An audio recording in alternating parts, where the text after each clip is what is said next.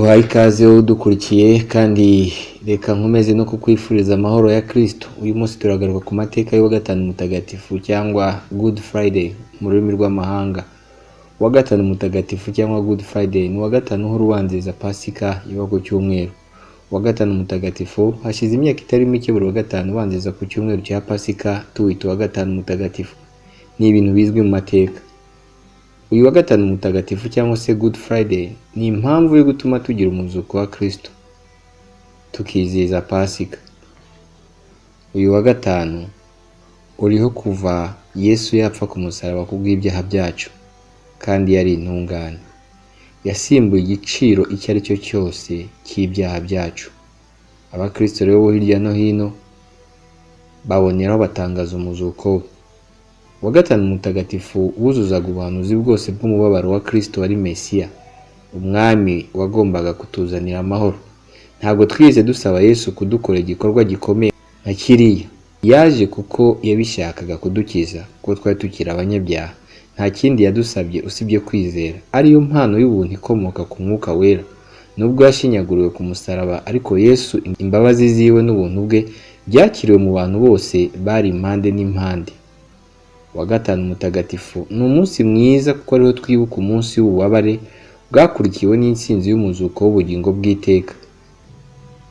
Indi ya gatanu mutagatifu izakurikiraho tariki ya 2 Mata umwaka w'ibihumbi 2021, tariki ya 15 Mata umwaka w'ibihumbi 2022, tariki ya 7 Mata umwaka w'ibihumbi 2023, tariki ya 29 Werurwe mu mwaka w'ibihumbi 2024 na tariki 18 Mata mu mwaka w'ibihumbi 2025.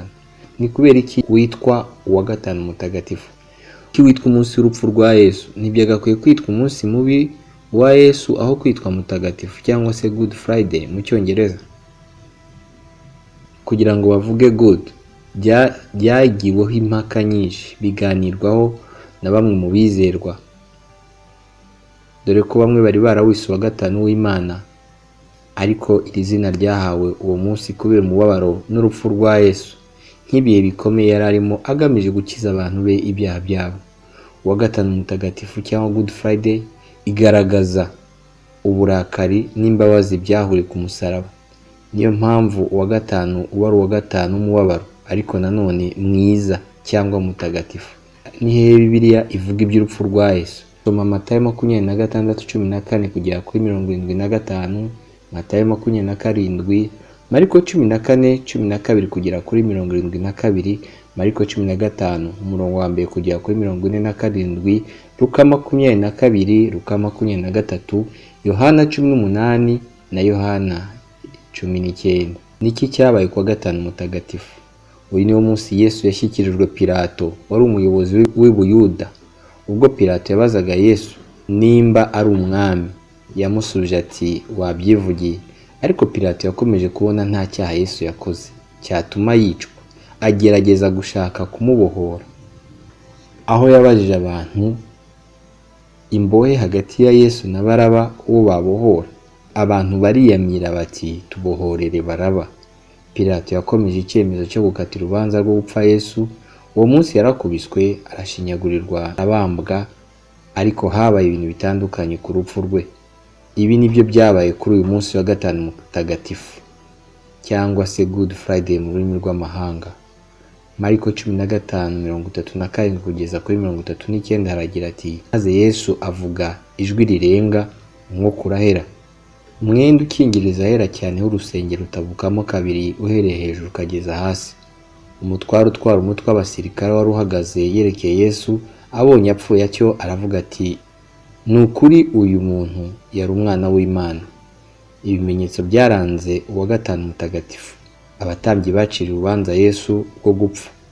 Yesu yaciriwe urubanza na Pilato. Yesu yajyanywe ku musaraba aciye bugufi, ntiyigeze anirwanirira. Ingabo z'Abaroma zafashe imyenda yiwe zikoreraho ubufindo, zimutera imisumari ku musaraba. Hari n'ibindi byinshi. Ni gute umunsi wa gatanu mutagatifu wizihizwa? Abantu bishyira hamwe bagatekereza ku kumanikwa ku musaraba kwa Kristo no gucungurwa kwacu, bagasoma Bibiliya mu itsinda, bakaririmba indirimbo zigaruka ku musaraba no gucungurwa. Ngushimiye wowe warunkurikiye, Imana ikomeze kubana nawe, dukomeze twibuke tuniyubaka kandi tuguma mu rugo. Mboneyeho kubifuza ko iyi nkuru tuyigejejeho uyu munsi ari nawo munsi wa 5 mutagatifu. Amahoro y'Imana akomeze kubana nawe.